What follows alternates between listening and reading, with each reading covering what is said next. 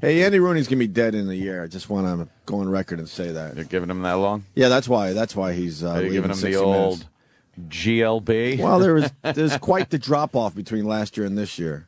Yeah. And he had, what do you call it, the death rattle voice? Death rattle voice. It's weird. You remember Andy Rooney when he talked like this? Unbelievable things happening, and I'm talking about it.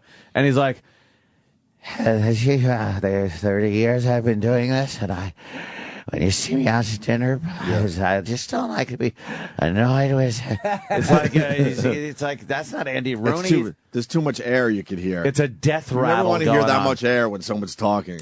Just a death rattle That's when why he talks. I think that's why he's gone. I think he might be. I'm just You think saying. he wants to spend some time with his family? I think it's AIDS. Well, AIDS. he looked like he lost a few pounds there too. So, Yeah. I don't know. Something's going on with Andy Rooney. Something's happening. But Godspeed to Andy Rooney.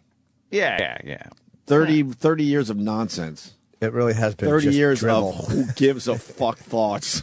30 years. Wait, that's our show. Is he 92? I think he's 92. 72, 60. He was like in his 60s when I saw he finally hit.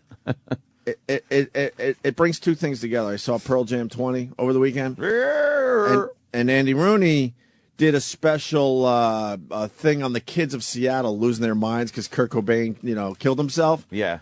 And he was just a curmudgeon back then and a fucking asshole that didn't understand the youth and what they were feeling at the time. Really? And then I was counting back. It had to be, Kurt bit it in 94, so 17 years ago?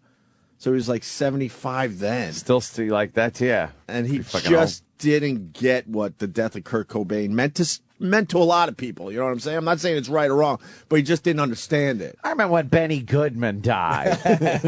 Trying to equate the two. Right.